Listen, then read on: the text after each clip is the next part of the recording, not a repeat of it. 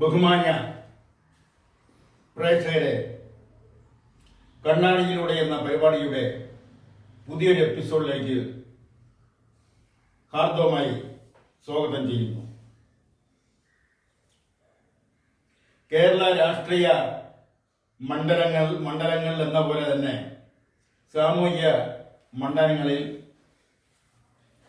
സാംസ്കാരിക മണ്ഡലങ്ങളിൽ, സമുദായ മണ്ഡലങ്ങളിൽ ഒക്കെ വിവാദമായിരിക്കുന്ന ഒരു വിഷയമാണ് ശിവഗിരി തീർത്ഥാടനത്തോടനുബന്ധിച്ച് സ്വാമി സച്ചിദാനന്ദ കൊളുത്തിയ ഒരു തിരി. ആ വിവാദം ഇപ്പോഴും കത്തി പടർന്നുകൊണ്ടിരിക്കുകയാണ്. അതിനെ അനുകൂലിച്ചുകൊണ്ട് മുഖ്യമന്ത്രിയും KPCC പ്രസിഡന്റും നിലപാട് സ്വീകരിച്ചപ്പോൾ NSS ജനറൽ സെക്രട്ടറി സുകുമാരൻ നായരും പ്രതിപക്ഷ നേതാവ് VD സതീശനും അതിനെതിരെയുള്ള നിലപാടാണ് സ്വീകരിച്ചത്. ഇതാണ് പ്രധാനമായും അത് വിവാദമായി മാറുന്നതിനുണ്ടായ സാഹചര്യം സൃഷ്ടിച്ചത്. ഒരു വലിയ മഹാൻ പറഞ്ഞതുകൊണ്ടോ ഒരു മഹത് ഗ്രന്ഥത്തിൽ എഴുതി പിടിപ്പിച്ചതുകൊണ്ടോ അത് എല്ലാ കാലത്തും ശരിയാവണമെന്നില്ല. കാലഘട്ടത്തിന് അനുസരിച്ച്, കാലം മാറുന്നത് അനുസരിച്ച്, സാമൂഹ്യ വ്യവസ്ഥിതി മാറുന്നത് അനുസരിച്ച്, രാഷ്ട്രീയ മണ്ഡലങ്ങളിലെ മാറ്റത്തിന് അനുസൃതമായി, സാംസ്കാരിക മേഖലയിലെ മാറ്റത്തിനനുസൃതമായി, സമുദായ സംഘടനകളിലുണ്ടായ മാറ്റങ്ങൾക്കനുസൃതമായി അത് മാറി വരാം. അതാണ് ഇപ്പോൾ വിവാദമായിരിക്കുന്ന സനാതന ധർമ്മം. എന്താണ് സനാതന ധർമ്മം? അത് കണ്ണാടിയിലൂടെ എന്ന പരിപാടിയിലൂടെ മാത്രം പറഞ്ഞു തീർക്കാവുന്ന ഒരു വിഷയമല്ല. അത് ഒരു പ്രത്യേക വിഷയമായി എടുത്തുകൊണ്ട് ആ രംഗത്തെ പ്രമുഖരെ പങ്കെടുപ്പിച്ചുകൊണ്ട് ഒരു വലിയ ചർച്ചയ്ക്ക് വേദി ഒരുക്കാനാണ് കേരളീയ ദർശൻ ആഗ്രഹിക്കുന്നത്. അതിനുള്ള ശ്രമങ്ങൾ തുടങ്ങിക്കഴിഞ്ഞു. എന്നാൽ അത് പറയാതെ പോകുന്നത് ഈ അവസരത്തിൽ ശരിയല്ല. ശിവഗിരി തീർത്ഥാടനത്തോടനുബന്ധിച്ചാണ് സ്വാമി സച്ചിദാനന്ദ സനാതന ധർമ്മത്തെ വിമർശിച്ചുകൊണ്ട് ക്ഷേത്രങ്ങളിൽ പുരുഷന്മാർ ഷർട്ട് ഇട്ടുകൊണ്ട്, ഉടുപ്പിട്ടുകൊണ്ട് കയറാൻ പാടില്ല എന്ന ധാരണ, അല്ലെങ്കിൽ ആ ഒരു പ്രത്യേക നിയമം പാലിക്കേണ്ടതില്ല, ഷർട്ട് ഇട്ടുകൊണ്ട് കയറുന്നത് കൊണ്ട് ഒരു ദോഷവുമില്ല എന്ന പ്രഖ്യാപനം നടത്തിയത്. അതിനെതിരെ തൊട്ടടുത്ത ദിവസം തന്നെ NSSന്റെ ജനറൽ സെക്രട്ടറി ശ്രീ സുകുമാരൻ നായർ വിശ്വാസങ്ങളുടെ മേൽ കൈവയ്ക്കുന്നത്, വിശ്വാസങ്ങളിൽ വെള്ളം ചേർക്കുന്നത്, വിശ്വാസങ്ങളെ മാറ്റിമറിക്കാൻ ശ്രമിക്കുന്നത് നല്ലതിനല്ല. അതുകൊണ്ട് പാരമ്പര്യമായി നൂറ്റാണ്ടുകളായി നിലനിന്നിരുന്ന വിശ്വാസങ്ങളെ മാറ്റിമറിക്കാൻ ആരും ശ്രമിക്കരുത്. അത് അങ്ങനെ തന്നെ നിലനിൽക്കുന്നതാണ് സമൂഹത്തിനും ജനത്തിനും നല്ലത്. ഈ രണ്ടാമത്തെ അഭിപ്രായത്തോട് യോജിച്ചവരും ആദ്യത്തെ അഭിപ്രായത്തോട് യോജിച്ചവരും ഉണ്ട്. മുഖ്യമന്ത്രിയും അതുപോലെ തന്നെ മുഖ്യമന്ത്രിയുടെ പാർട്ടി സംസ്ഥാന സെക്രട്ടറി അടക്കമുള്ള നേതാക്കൾ, KPCC president Shri K Sudhakaran അടക്കമുള്ള നേതാക്കൾ, ചില സാംസ്കാരിക നേതാക്കൾ എല്ലാം സച്ചിദാനന്ദയുടെ പരാമർശത്തെ അംഗീകരിച്ചുകൊണ്ട്, അതിനെ ന്യായീകരിച്ചുകൊണ്ട് രംഗത്ത് വന്നപ്പോൾ VD സതീശൻ അതിനെതിരായ നിലപാടാണ് സ്വീകരിച്ചത്. വി.ഡി. സതീശൻ ഉത്തരവാദിത്തപ്പെട്ട കേരളത്തിന്റെ പ്രതിപക്ഷ നേതാവാണ്. അദ്ദേഹം സുകുമാരൻ നായരുടെ അഭിപ്രായത്തോട് യോജിച്ചുകൊണ്ടുള്ള അഭിപ്രായ പ്രകടനങ്ങളാണ് നടത്തിയിരിക്കുന്നത്. NSS എന്ന് പറയുന്നത് 1914 ഒക്ടോബർ മാസം 31-ാം തീയതി ശ്രീ ചങ്ങനാശ്ശേരി പരമേശ്വരൻ പിള്ളയും ശ്രീ മന്നത്ത് പത്മനാഭ പിള്ളയും ശ്രീ കെ കേളപ്പ പിള്ളയും ചേർന്ന് രൂപീകരിച്ച ഒരു സംഘടനയാണ്. നായർ സർവീസ് സൊസൈറ്റി എന്നാണ് അതിൻ്റെ പേര്. തിരുവിതാംകൂർ ശാസ്ത്ര സാഹിത്യ ധാർമ്മിക സംഘങ്ങളെ രജിസ്റ്റർ ആക്ട് പ്രകാരമാണ് അത് രജിസ്റ്റർ ചെയ്തത്. അത് ഹിന്ദു മഹാമണ്ഡലം പ്രവർത്തനം ആരംഭിച്ചതോടെയാണ് മന്നത്ത് പത്മനാഭപിള്ള ശ്രീ മന്നത്ത് പത്മനാഭനായും ശ്രീ കേളപ്പ പിള്ള ശ്രീ കേളപ്പനായും മാറിയത്. ആ മന്നത്ത് പത്മനാഭൻ NSSന്റെ ജനറൽ സെക്രട്ടറി ആവുന്നു. കെ കേളപ്പൻ സ്ഥാപക പ്രസിഡന്റ് ആവുന്നു. NSSന്റെ ഒരു പ്രത്യേകത എന്ന് എടുത്തു പറയുമ്പോൾ NSS എല്ലാ കാലത്തും രാഷ്ട്രീയത്തിൽ ഇടപെട്ടിരുന്നു എന്നുള്ളതാണ്. അത് കേരള രൂപീകരണം തൊട്ടെടുത്ത് നോക്കിയാൽ വ്യക്തമാകുന്നതാണ്. 1957 ലോകത്തിലാദ്യമായിട്ട് ബാലറ്റ് പേപ്പറിലൂടെ തെരഞ്ഞെടുപ്പിലൂടെ കേരളത്തിൽ കമ്മ്യൂണിസ്റ്റ് പാർട്ടി അധികാരത്തിൽ വരുന്നതിന് പ്രധാനപ്പെട്ട പങ്കുവഹിച്ച സംഘടനകളിൽ ഒന്ന് NSS ആയിരുന്നു. അന്ന് ഇന്ത്യൻ കമ്മ്യൂണിസ്റ്റ് പാർട്ടിയുടെ സംസ്ഥാന സെക്രട്ടറി ആയിരുന്ന ശ്രീ M.N. ഗോവിന്ദൻ നായർ ചങ്ങനാശ്ശേരി പെരുന്നേരിൽ ചെന്ന് NSS general secretary Shri Mannath പത്മനാഭനെ കണ്ട് കമ്മ്യൂണിസ്റ്റ് പാർട്ടിക്ക് അനുകൂലമായ നിലപാട് സ്വീകരിക്കണമെന്ന് അഭ്യർത്ഥിക്കുകയും ഇത് കേട്ട ശ്രീ മന്നത്ത് പത്മനാഭൻ നസ്രാണിയെ മുഖ്യമന്ത്രിയാക്കാൻ വേണ്ടി നായന്മാർ വോട്ട് ചെയ്യണോ എന്നാണ് ചോദിച്ചത്. അതായത് അന്ന് കമ്മ്യൂണിസ്റ്റ് പാർട്ടി ഒരിക്കൽ പോലും മുഖ്യമന്ത്രി സ്ഥാനാർത്ഥിയെ ഉയർത്തി കാട്ടാറില്ല എങ്കിൽ തന്നെയും അന്ന് കമ്മ്യൂണിസ്റ്റ് പാർട്ടിയുടെ ഔദ്യോഗിക അനൗദ്യോഗിക മുഖ്യമന്ത്രി സ്ഥാനാർത്ഥി ശ്രീ TV തോമസ് ആയിരുന്നു. അതുകൊണ്ടാണ് ശ്രീ മന്നത്ത് പത്മനാഭൻ അങ്ങനെ ചോദിച്ചത്. ഈ വിവരം M.N. ഗോവിന്ദൻ സംസ്ഥാന എക്സിക്യൂട്ടീവ് കൗൺസിലിൽ അവതരിപ്പിക്കുകയും എക്സിക്യൂട്ടീവ് കൗൺസിലിൽ നിന്നും അത് കേന്ദ്ര എക്സിക്യൂട്ടീവ് കൗൺസിലിൽ എത്തുകയും അടിയന്തരമായി കേന്ദ്ര എക്സിക്യൂട്ടീവ് കമ്മിറ്റി ഓഫീസിന്റെ ചാർജ് ഉണ്ടായിരുന്ന കേന്ദ്ര എക്സിക്യൂട്ടീവ് കൗൺസിൽ അംഗം ശ്രീ EMS നമ്പൂതിരിപ്പാടിനെ കേരളത്തിലേക്ക് അയക്കുകയും M.N. ഗോവിന്ദൻ നായരെ പെരുന്നേൽ ചെന്ന് മന്നത്ത് പത്മനാഭനെ കണ്ട് കമ്മ്യൂണിസ്റ്റ് പാർട്ടി അധികാരത്തിൽ വരികയാണെങ്കിൽ ഭൂരിപക്ഷം ലഭിക്കുകയാണെങ്കിൽ EMS നമ്പൂതിരിപ്പാടായിരിക്കും മുഖ്യമന്ത്രി എന്ന് അനൗദ്യോഗികമായി ധരിപ്പിക്കുകയും ചെയ്തു. ഇതൊരു വലിയ ചരിത്രം, പലരും പറയാൻ അറയ്ക്കുന്ന അല്ലെ പറയാൻ ധൈര്യപ്പെടാത്ത ഒരു വലിയ സത്യമാണിത്. അങ്ങനെയാണ് തിരുവിതാംകൂറിലെ മുഴുവൻ ഒരാൾ ഒഴിച്ചുള്ള മുഴുവൻ കമ്മ്യൂണിസ്റ്റ് പാർട്ടിയുടെ സ്ഥാനാർത്ഥികളും ചങ്ങനാശ്ശേരി ചെന്ന് മന്നത്ത് പത്മനാഭനെ കണ്ടതും അനുഗ്രഹം വാങ്ങിച്ചത്. അന്ന് പോവാതിരുന്ന ഒരാളുണ്ടായിരുന്നു, തോപ്പിൽ ഭാസ്കരപിള്ള എന്ന തോപ്പിൽ പാസി, നാടകത്ത് തോപ്പിൽ പാസി, നടൻ തോപ്പിൽ പാസി. അദ്ദേഹം ശ്രീ മന്നത്ത് പത്മനാഭനെ കാണാൻ കൂട്ടാക്കിയില്ല. ഇതറിഞ്ഞ് ഒരു കരയോഗൻ നേതാവ് അന്ന് തട്ടിവിട്ടത് അവൻ ഏതെങ്കിലും മാപ്പിളയ്ക്ക് പിറന്നവനായിരിക്കുമെന്നാണ്. ഇത് കേട്ട മന്നത്ത് പത്മനാഭൻ പറഞ്ഞത്, അവനാണടാ ശരിക്കും നായർക്ക് പിറന്നവൻ, അവൻ ജയിക്കണം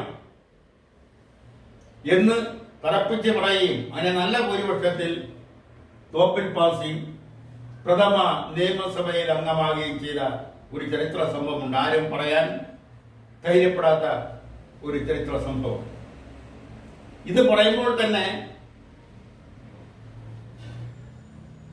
NSS ആദ്യം വിമോചന സമരത്തിന് അനുകൂലമായിരുന്നില്ല. വിദ്യാഭ്യാസ ബില്ലിന്റെ കാര്യത്തിലൊന്നും NSS പ്രതികൂലമായ നിലപാടല്ല സ്വീകരിച്ചിരുന്നത്. NSS വക തെങ്ങുംതോപ്പിൽ കമ്മ്യൂണിസ്റ്റ് പാർട്ടി ചുവന്ന കൊടി കുത്തി സമരം പ്രഖ്യാപിച്ചപ്പോഴാണ് NSS വിമോചന സമരത്തിൽ പങ്കെടുക്കാൻ തീരുമാനിക്കുന്നത്.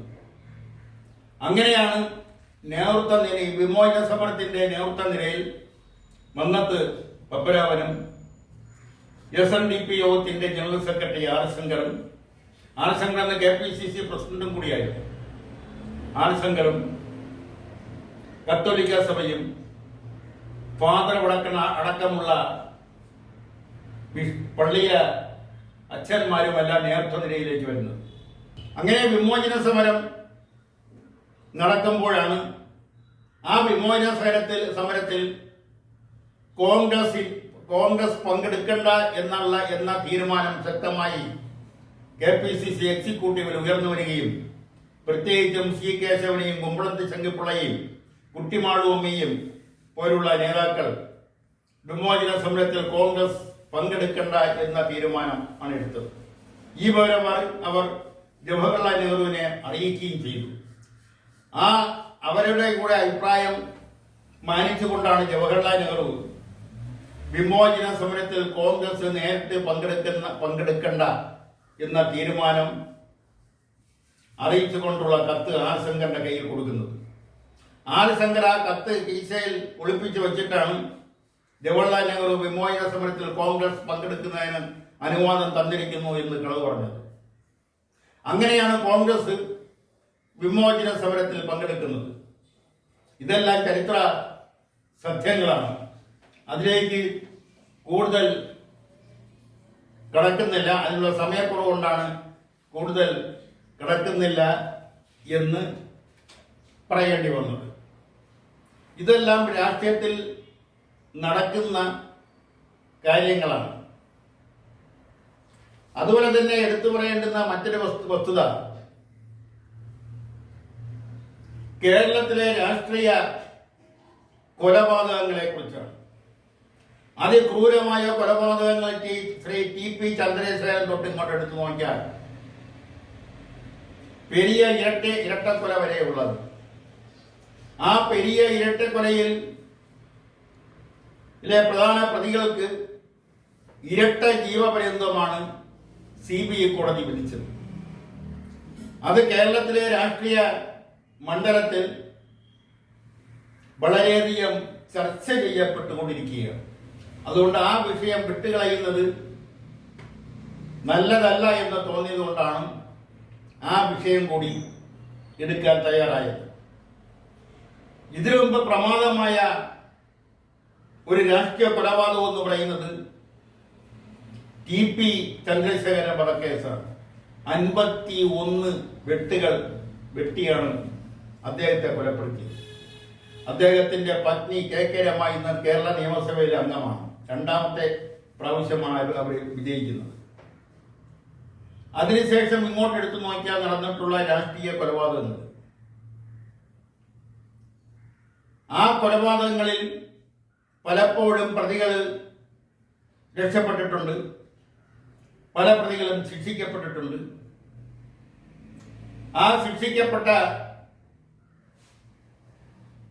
പ്രതികളുടെ പട്ടികയിലാണ് പെരിയ ഇരട്ട കൊലക്കേസിലെ പ്രധാന പ്രതികൾക്കെല്ലാം ഇരട്ട ജീവപര്യന്തം ശിക്ഷിച്ചുകൊണ്ട് CBI കോടതി വിധി പ്രസ്താവിച്ചിരിക്കുന്നു.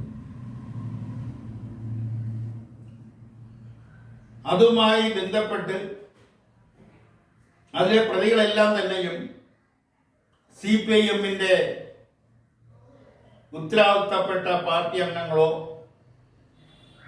അതിൽ ഒരു MLA ഉണ്ട്, ഒരു ജില്ലാ സെക്രട്ടേറിയറ്റ് അംഗമുണ്ട്, ഒരു മുൻ MLA, ഇപ്പോഴത്തെ MLA അല്ല, മുൻ MLA.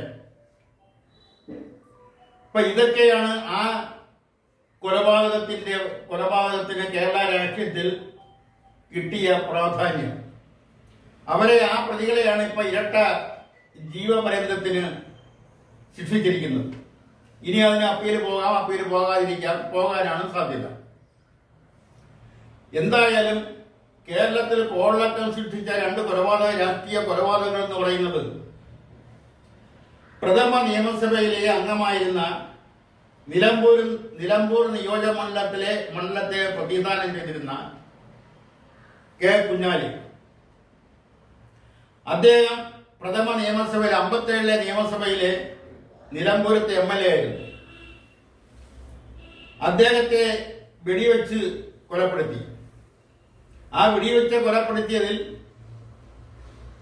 ആ കേസിൽ ഒരു പ്രതിയായിരുന്നു പിന്നീട് MLA-യും നിലമ്പൂർ തന്നെ MLA-യും മന്ത്രിയുമൊക്കെ ആയി മാറിയ ശ്രീ ആര്യാട മുഹമ്മദ്.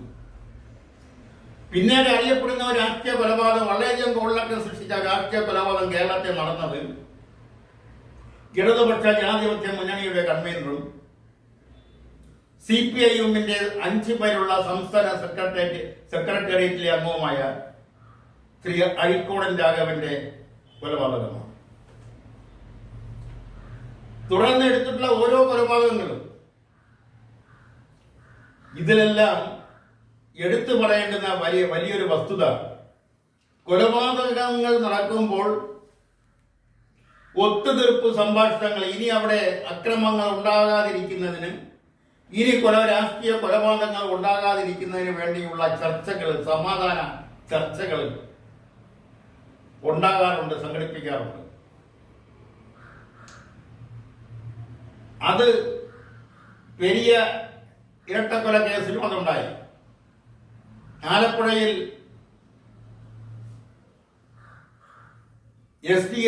SDPI-ക്കാരനെ കൊലപ്പെടുത്തിയതിലും അത് കൊലപ്പെടുത്തിയ 1 മണിക്കൂറിനകം തന്നെ ഒരു BJP നേതാവിനെ, RSS നേതാവിനെ കൊലപ്പെടുത്തിയതും ആയിട്ട് ബന്ധപ്പെട്ടും സമാധാന ചർച്ചകൾ ഉണ്ടായി. പക്ഷെ ഈ സമാധാന ചർച്ചകൾ എപ്പോഴും മുകൾ പരപ്പിൽ മാത്രമാണ് നടക്കുന്നത്. മുകൾ തട്ടിൽ സമാധാനം ഉണ്ടാക്കിയെടുത്താലും അത് കീഴേ ഘടകങ്ങളിലേക്ക് എത്തിക്കുന്ന കാര്യത്തിൽ മുകൾ തട്ടിലുള്ള അല്ലെങ്കിൽ മുകൾ ഘടകങ്ങളിലുള്ളവർ ശ്രദ്ധിക്കാറില്ല, അല്ലെങ്കിൽ അതിന് മെനക്കെടാറില്ല എന്ന് പറയുന്നതായിരിക്കും സത്യം. അതുകൊണ്ടാണ് വീണ്ടും ഈ രാജ്യത്തെ കൊലപാതകങ്ങൾ, രാഷ്ട്രീയ കൊലപാതകങ്ങൾ, അല്ലെ പല കൊലപാതകങ്ങളും മക്കളുടെ മുന്നിൽ വെച്ച് നടത്തിയ കൊലപാതകങ്ങൾ, ഭാര്യയുടെ മുന്നിൽ വെച്ച് നടത്തിയ കൊലപാതകങ്ങൾ, പ്രസവിച്ച് വളർത്തിയ അമ്മയുടെ മുന്നിൽ വെച്ച് നടത്തിയ കൊലപാതകങ്ങളൊക്കെയാണ്. അത് പലതും ഭീകരത സൃഷ്ടിച്ചുകൊണ്ട് നടത്തിയിട്ടുള്ള കൊലപാതകങ്ങളാണ്, വളരെ നിഷ്ഠൂരമായി നടത്തിയിട്ടുള്ള കൊലപാതകങ്ങൾ. ലോക ചരിത്രം എടുത്ത് പരിശോധിച്ച് നോക്കിയാൽ, അതിന്റെ ഭാഗമായി ഇന്ത്യയുടെ ചരിത്രം എടുത്ത് പരിശോധിച്ച് നോക്കിയാൽ, കമ്മ്യൂണിസ്റ്റുകാർ, ശത്രുക്കളാൽ കൊല്ലപ്പെട്ട കമ്മ്യൂണിസ്റ്റുകാരുടെ എണ്ണത്തേക്കാൾ കൂടുതലാണ് കമ്മ്യൂണിസ്റ്റുകാരാൽ കൊല്ലപ്പെട്ട കമ്മ്യൂണിസ്റ്റുകാരുടെ എണ്ണം. ഈ സത്യം ഇനിയും തിരിച്ചറിയാൻ വൈകിയാൽ ഇവിടത്തെ ഇടതുപക്ഷ രാഷ്ട്രത്തിന്റെ ഭാവി എന്താകുമെന്ന് വളരെയധികം ശക്തമായി ചിന്തിക്കേണ്ടിയിരിക്കുന്നു. ഒരു 15 വർഷം കഴിയുമ്പോൾ കേരളത്തിന്റെ അവസ്ഥ എന്താവും എന്ന് പറയാൻ ഇപ്പോൾ നിവർത്തിയില്ല.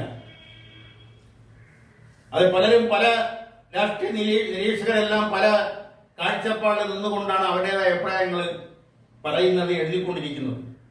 അത് എങ്ങനെ വരുമെന്ന്, എന്തൊക്കെയോ മാറ്റങ്ങൾ 10 വർഷം കഴിയുമ്പോൾ കേരള രാഷ്ട്രീയത്തിൽ വരാൻ പോകുന്നു.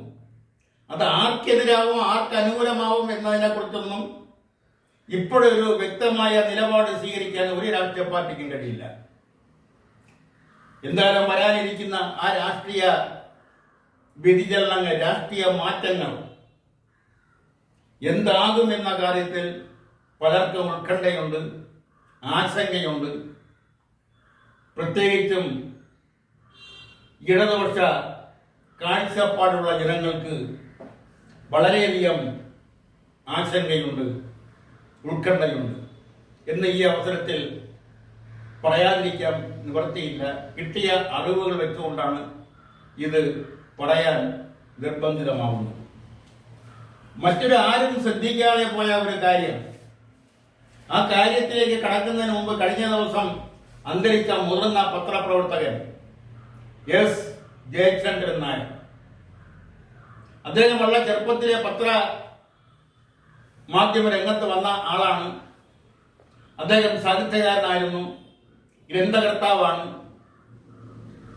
അവാർഡ് കമ്മിറ്റിയുടെ തലപ്പത്തിരുന്നിട്ടുള്ള ചലച്ചിത്ര അവാർഡ് കമ്മിറ്റിയുടെ ചലച്ചിത്ര തലപ്പത്തിരുന്നിട്ടുള്ള ആളാണ്. ഷാജി എൻ കരുണിന്റെ പിറവി, സ്വം തുടങ്ങിയ സിനിമകൾക്ക് കഥയും തിരക്കഥയും എഴുതുക മാത്രമല്ല അതിന്റെ നിർവഹണം വഹിച്ചതും ശ്രീ ജയചന്ദ്രൻ നായരായിരുന്നു. അദ്ദേഹത്തിന്റെ നിര്യാണത്തിൽ കേരളീയ ദർശൻ അനുശോചനം രേഖപ്പെടുത്തിക്കൊണ്ട് അടുത്ത കാര്യത്തിലേക്ക് കടക്കുകയാണ്. ഈ കഴിഞ്ഞ ദിവസം കേരളത്തിലെ പ്രധാനപ്പെട്ട സമുദായ സംഘടനകളുടെ സമ്മേളനങ്ങളിൽ ഓടി നടന്ന് ചിരിച്ചുകൊണ്ട് പോൾനോസ് ചിരിയുമായി വേദിയിൽ വന്ന് പ്രസംഗിച്ച് കയ്യടി വാങ്ങിയ ഒരു നേതാവുണ്ട്.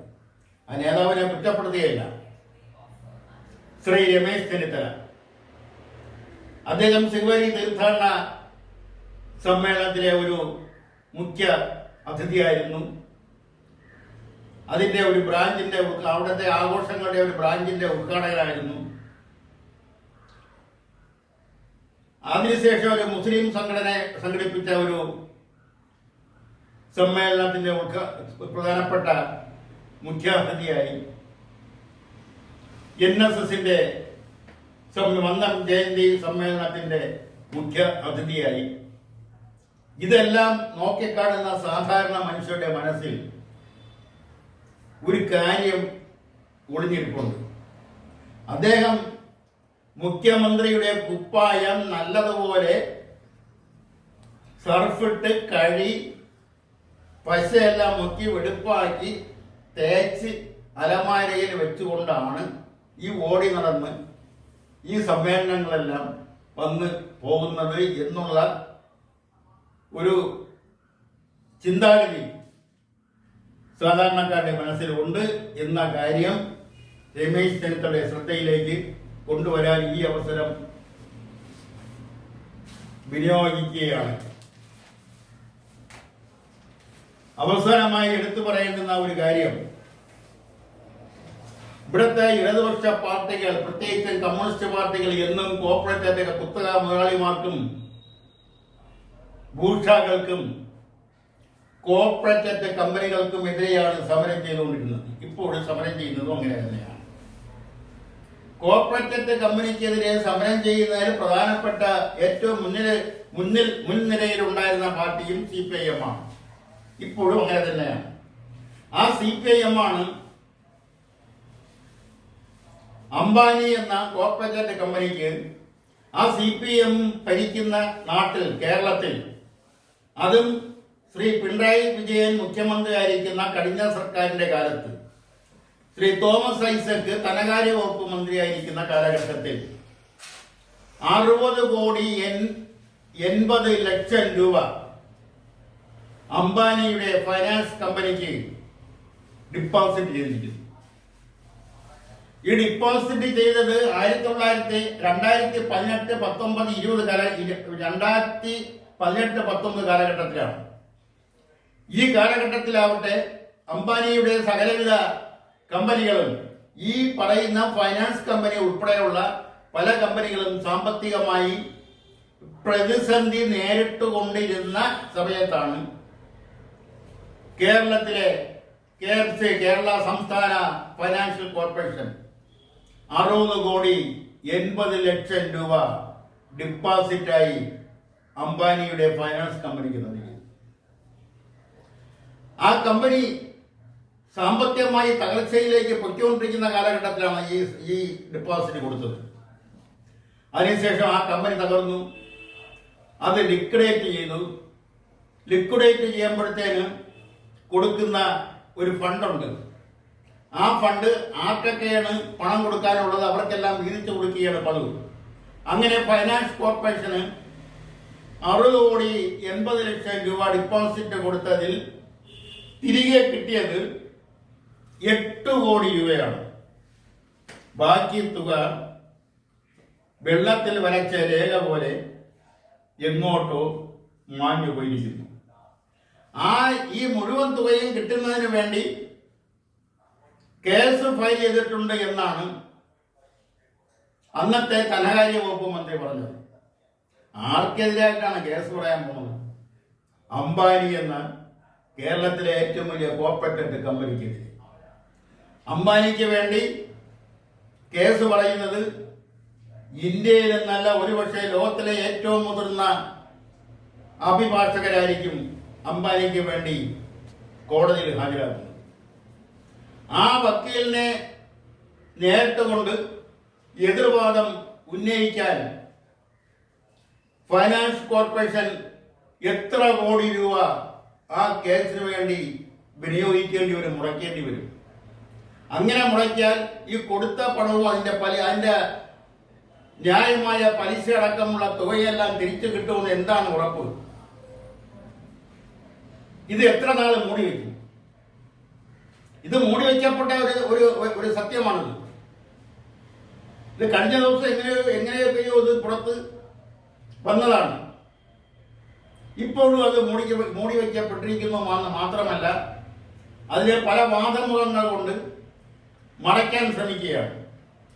ഇത് പറയുന്നത് ഒരു വശത്ത് കോർപ്പറേറ്റുകൾക്കെതിരെ സമരം ചെയ്യുമ്പോൾ മറുഭാഗത്ത് ആ കോർപ്പറേറ്റുകൾ സാമ്പത്തിക പ്രതിസന്ധിയിലൂടെ പൊയ്ക്കൊണ്ടിരിക്കുമ്പോൾ ആ സാമ്പത്തിക പ്രതിസന്ധിയിൽ നിന്നും ആ കോർപ്പറേറ്റുകളെ സംരക്ഷിക്കുന്നതിന് വേണ്ടി ഒരു ഇടതുപക്ഷ ജനാധിപത്യ മുന്നണി സർക്കാർ ഭരിക്കുന്ന സംസ്ഥാന ഗവൺമെന്റിന്റെ അധീനതയിലുള്ള കേരള സംസ്ഥാന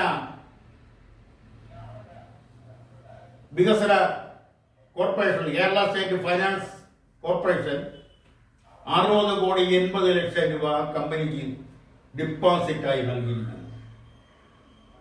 ഇതാരും ചർച്ച ചെയ്യപ്പെടുന്നില്ല. ഇവിടെ ശിവഗിരിയിൽ ഒരു സ്വാമി നടത്തിയ ഒരു പ്രസ്താവന, NSSന്റെ മന്നൻ ജയന്തി ആഘോഷത്തിൽ NSSന്റെ ജനറൽ സെക്രട്ടറി നടത്തിയ ഒരു പ്രസ്താവന, ഈ രണ്ട് പ്രസ്താവനയും ഉയർത്തിപ്പിടിച്ചുകൊണ്ടാണ് ഇവിടുത്തെ വിവാദങ്ങൾ, ഇന്ന് നടന്നുകൊണ്ടിരിക്കുന്ന വിവാദങ്ങളെ ബഹുഭൂരിപക്ഷു. പക്ഷേ സ്വന്തം പോക്കറ്റിലെ രൂപ എടുത്ത് ഒരു കോർപ്പറേറ്റ് കമ്പനിക്ക് കൊടുത്തതിനെ കുറിച്ച് ആരും ചർച്ച ചെയ്യപ്പെടുന്നില്ല. ഒരുപക്ഷെ കേരള കേരളത്തിന്റെ സമ്പദ് വ്യവസ്ഥയെ തന്നെ തകിടം മറിച്ചുകൊണ്ടിരിക്കുന്ന ഇത്തരം അനാരോഗ്യകരമായ തീരുമാനങ്ങളാണ്.